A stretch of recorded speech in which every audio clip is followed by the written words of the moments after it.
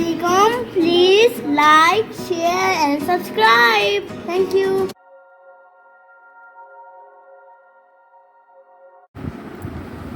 اعوذ باللہ السمیع العلیم من الشیطان الرجیم من حمزہ ونفخہ ونفثہ بسم اللہ الرحمن الرحیم ربی یسر ولا تعسر وتمم بالخیر ربی زدنی علما وللہ ما فی السماوات وما فی الارض ولقد وصینا الذین اوتوا الکتاب من قبلکم وإیاکم ان اتقوا اللہ وَإِن تَكْفُرُوا فَإِنَّا لِلَّهِ مَا فِي السَّمَاوَاتِ وَمَا فِي الْأَرْضِ وَكَانَ اللَّهُ غَنِيًّا حَمِيدًا وَلِلَّهِ مَا فِي السَّمَاوَاتِ وَمَا فِي الْأَرْضِ وَكَفَى بِاللَّهِ وَكِيلًا. دو آیتیں ہیں یہ، آیت نمبر 131 اور 132. سورۃ النساء ہے، 5واں سپارہ ہے، ترجمہ ابن کثیر سے ہے. اور آسمانوں اور زمین میں جو کچھ ہے اللہ ہی کا ہے، اور ہم نے تم سے پہلے جن لوگوں کو کتاب دی ان کو اور تمہیں بھی یہی حکم دیا کہ اللہ سے ڈرتے رہو، یہ کہ یعنی اللہ سے ڈرتے رہو. پھر اگر تم کفر کرو گے وَإِن تَكْفُرُوا، اور پھر اگر تم لوگ کفر کرو گے تو بے شک آسمانوں اور زمین میں جو کچھ ہے اللہ ہی کا ہے. للہ ما فی السماوات و ما فی الارض. اور اللہ بہت بے پرواہ، اللہ غنی ہے، غنی بادشاہ ہے، اس کو کسی کی حاجت نہیں. تو اللہ بے پرواہ اور حمید بھی ہے، قابل تعریف ہے، اس کو کسی کی حمد کی، کسی کی تعریف کرنے کی حاجت بھی نہیں ہے، وہ اپنی ذات میں تعریف کیا ہوا ہے. اور آسمانوں اور زمین میں جو کچھ ہے اللہ ہی کا ہے. دوبارہ یہ بات پھر آ گئی. اور اللہ بطور کارساز کافی ہے. اللہ تعالیٰ کی وکالت، اللہ وکیل کافی ہے سب کے لیے. اس آیت مبارکہ پر غور کیجئے. یہاں پر اللہ تعالیٰ نے بیان فرمایا کہ جو کچھ ہے زمین میں یا آسمان میں یا ان کے درمیان جو کچھ بھی ہے وہ سب اللہ کا ہے اور اللہ ہی کے لیے ہے، اور سب کچھ اللہ تعالیٰ ہی کی ملکیت ہے. اس سے پہلے آیات میں اللہ تعالیٰ نے عورتوں اور یتیم بچوں کے متعلق اپنے احکامات بیان فرمائے. اب جو یہ فرمایا کہ زمین و آسمان کی ہر شے اللہ کی ہے، تو اس سے لوگوں کو یہ بتانا مقصود ہے کہ اللہ تعالیٰ کے احکامات پر عمل کرنے میں تمہارا ہی اپنا فائدہ ہے. اللہ تعالیٰ کسی کے فائدے اور نقصان سے غنی ہے، بے نیاز ہے، بے پرواہ ہے. وَلَقَدْ وَصَّيْنَا الَّذِينَ أُوتُوا الْكِتَابَ، یعنی تم سے پہلے لوگوں کو اور تم سب کو اس بات کا تاکیدی حکم دیا گیا ہے کہ اللہ سے ڈرو، یعنی اس کے دیے گئے احکام پر عمل کرو. یہ جملہ اتقوا اللہ، کیا فرمایا اللہ تعالیٰ نے؟ یہ ہے نا اتقوا اللہ، ان اتقوا اللہ. آیت مبارکہ کے اس ٹکڑے کو اگر آپ غور کریں تو قرآن مجید میں اس کو بار بار دہرایا گیا ہے. اللہ تعالیٰ سے ڈرنے کی بار بار تاکید کی گئی ہے. یہ تقویٰ والا ڈرنا جو ہے یہ تھوڑا سا مختلف قسم کا ڈرنا ہوتا ہے. یہ وہ ڈرنا نہیں ہے جسے ہم دنیا میں کسی سے ڈرتے ہیں اور کسی سے خوف رکھتے ہیں، خوف کھاتے ہیں، یہ وہ نہیں ہے. قرآن کی تمام آیات یہ اتقوا اللہ یعنی اسی کے ارد گرد جو ہے نا وہ گھومتی ہیں. لازمی بات ہے کہ اگر تقویٰ آپ کے پاس ہے تو پھر سارے اللہ کے احکامات پر عمل کرنا آپ کے لیے آسان، بہت آسان ہو جاتا ہے. تو مزید ان دو آیتوں میں آپ ایک چیز غور کریں تو آپ کو ایک چیز اور نظر آئے گی. کیا ہے؟ دیکھیے یہاں فرمایا وَلِلَّهِ مَا فِي السَّمَاوَاتِ وَمَا فِي الْأَرْضِ. پھر اس کے بعد دیکھیے فرمایا کہ للہ ما فی السماوات و ما فی الارض، اور پھر یہ دیکھیے فرمایا وللہ ما فی السماوات و ما فی الارض. آیت نمبر 131 میں 2 مرتبہ اور آیت نمبر 132 میں 1 مرتبہ، یعنی 3 مرتبہ یہ تسلسل کے ساتھ اللہ تعالیٰ نے ذکر فرمایا.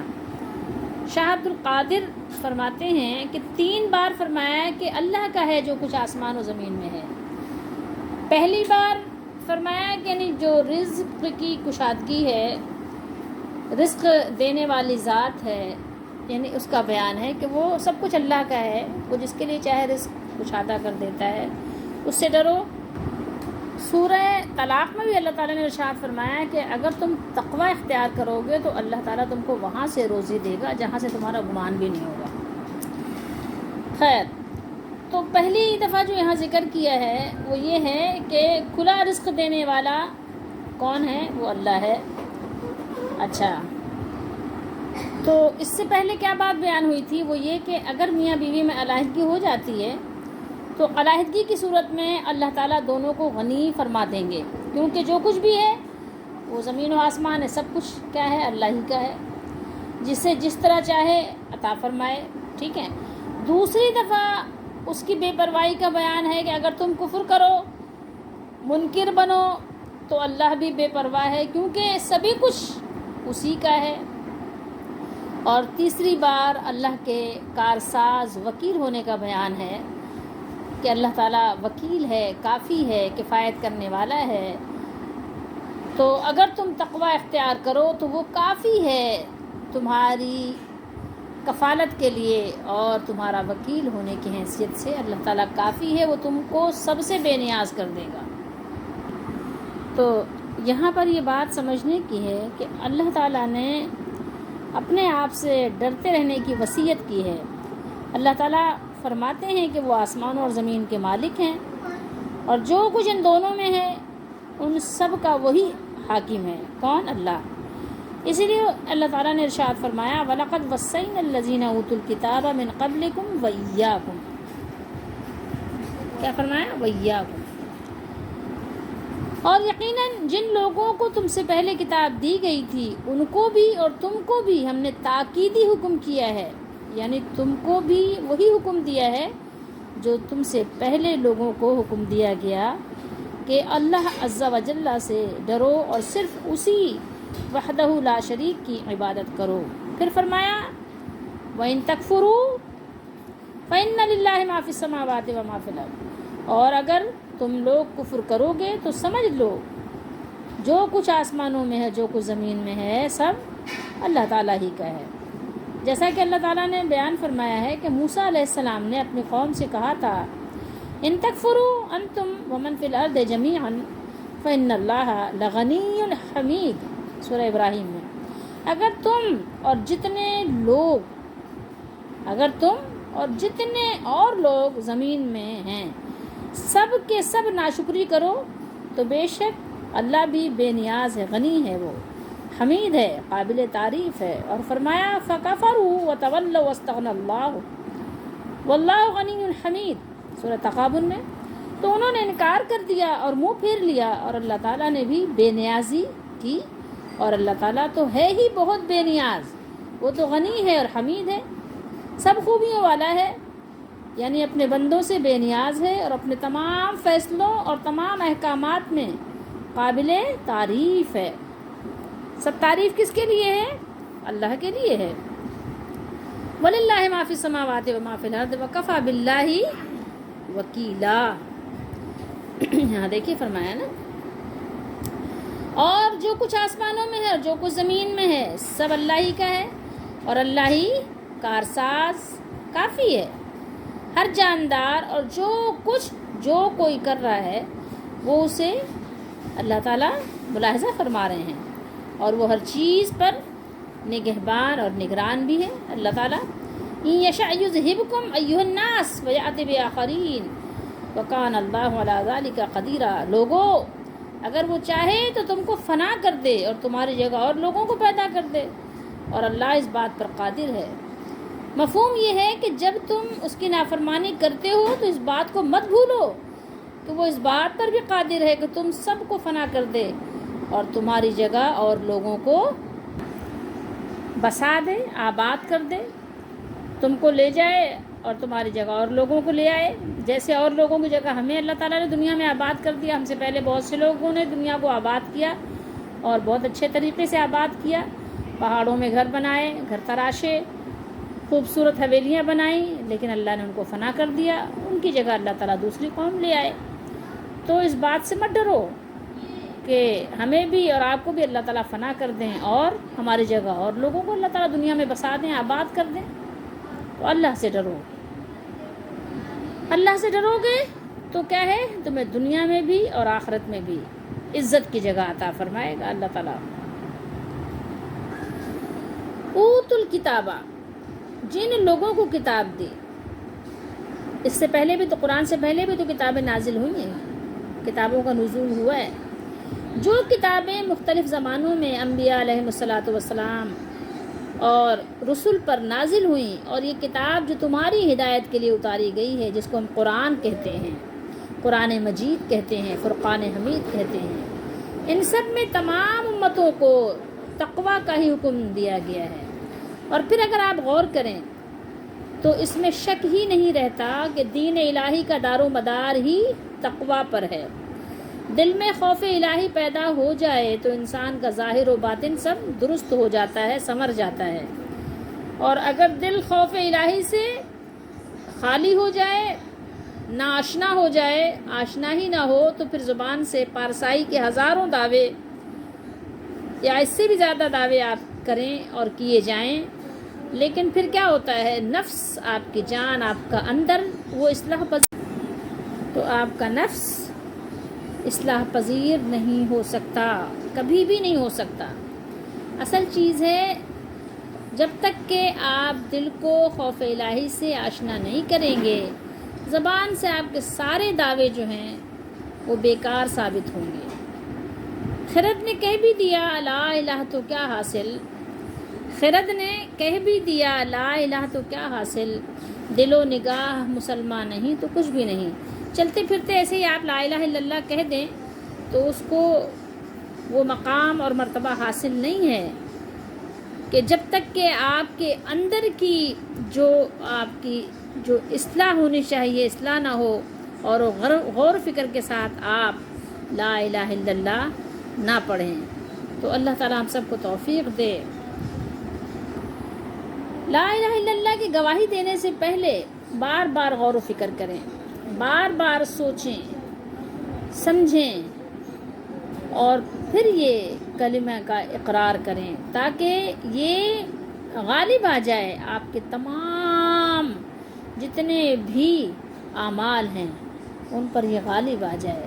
ایسے بے سوچے سمجھے، بغیر اس کے معنی پر غور و فکر کیے اس کو زبان سے ادا کر دینا، یہ آپ کے لیے کفایت نہیں کر سکے گا۔ بہرحال ایک چیز اور بھی ہے، اہل عرب ایک زمانے سے، مدت ہائے دراز سے جس رسم و رواج کے وہ پابند چلے آتے تھے، ان سے نکلنا، ان سے کنارہ کش ہو جانا اور بالکل نئے قواعد و ضوابط کا پابند ہو جانا۔ جب لا الہ الا اللہ ادا کیا تو کیا ہوا، نئے قاعدے آ گئے، نئے ضابطے آ گئے، اچانک سے یہ اہل عرب اس کے پابند ہو جائیں، یہ کوئی آسان بات تو نہیں تھی، نہ کوئی آسان کام تھا۔ اس لیے اللہ تعالیٰ نے بار بار اپنے مالک الملک ہونے، زمین و آسمان کی ہر چیز پر قدرت کاملہ رکھنے اور کسی کا محتاج نہ ہونے کا بار بار ذکر فرما کر اہل عرب کو بھی اور اہل عجم کو بھی تنبیہ فرمائی اور تنبیہ فرما رہے ہیں کہ ان قواعد و ضوابط کی پابندی میں تمہارا ہی دنیا اور دین کا فائدہ ہے۔ اگر تم ان سے کیا کرو گے، اگر تم ان سے سرتابی کر کے، اگر تم ان سے کوتاہی کر کے، اگر تم ان سے بغاوت کر کے اپنی جاہلانہ رسوم کی پابندی کرو گے تو اپنا ہی نقصان کرو گے، کسی اور کا نہیں۔ اور ایک چیز اور بھی یاد رکھو، وہ یہ کہ یہ خیال تو اپنے دل سے نکال دو کہ اللہ تعالیٰ کے دین کو اگر تم نے چھوڑ دیا تو یہ ختم ہو جائے گا، یا بزم ہستی کی ساری رونقیں تمہارے دم قدم سے ہیں۔ نہیں، ایسا ہرگز نہیں ہے۔ اگر تم نہیں رہے تو یہ بزم بے رونق ہو جائے گی، ایسا بھی نہیں ہے۔ اگر تم نے ان ذری موقع سے فائدہ نہ اٹھایا اور اللہ کے دین کی رسی کو مضبوطی سے نہ پکڑا اور اس کے رسول صلی اللہ علیہ وسلم کے دامن کو نہ تھاما، سنتوں کو اختیار نہ کیا، تو وہ تمہیں اس مقام شرف سے ہٹا کر، گرا کر کسی دوسری قوم کو اپنی نوازشات کے لیے منتخب فرما لے گا۔ کون؟ اللہ تعالیٰ۔ کیا تمہیں خبر نہیں کہ تم سے پہلے بھی کئی امتوں نے سرکشی کا راستہ اختیار کیا، بغاوت کی انہوں نے تو انہیں پٹخ دیا گیا۔ ان کے مٹ جانے سے اللہ کی بادشاہی میں کیا کوئی فرق آیا؟ کوئی زوال آیا؟ نہیں، ہرگز نہیں۔ اسی طرح اگر تم بھی نظر رحمت سے گرا دیے گئے تو کوئی اور آگے بڑھ کر اس تاج کرامت کو اپنے سر پر رکھ لے گا، کوئی اور اس تاج کو پہن لے گا۔ تو محتاج میں اور آپ ہیں، محتاج انسان اور انسانیت ہے، اللہ تو غنی بادشاہ ہے۔ اللہ غنی حمید، یہاں پر غنی حمیدہ فرمایا، کہیں فرمایا لغنی حمید، غنی حمید، اس کی تو یہ شان ہے۔ تو جو تمہیں اللہ نے تاج کرامت پہنایا ہے اس کو پہنے رکھو، اور اس کو پہننے کا طریقہ کار کیا ہے کہ تقوی اختیار کرو، اور اس کے احکامات جو اس نے نازل فرمائے ہیں اس کو دل و جان سے تھام لو، صرف زبانی دعوے مت کرو۔ تو اس پر اب ہمیں اور آپ کو غور کرنا ہے کہ کیا واقعی یا واقعتاً ہمارا اور آپ کا اس پر یقین ہے، ایمان ہے کہ سب کچھ اللہ کا ہے؟ ہمارے پاس ایک تھوڑی دیر کے لیے ہمیں یہ بطور گفٹ ملا ہے اور پھر عنقریب یہ ہم سے سب کچھ رخصت ہو جانے والا ہے۔ کیا ہمیں اس بات پر یقین ہے کہ اللہ تعالیٰ کافی ہے ہمارے لیے، اللہ تعالیٰ وکیل ہے ہمارا؟ اگر ہمارا اس پر ایمان اور یقین ہے تو کیا اس کے مطابق ہمارا عمل بھی ہے؟ کیا ہمارے عمل اور ہمارے اعمال اس بات کی گواہی دیتے ہیں؟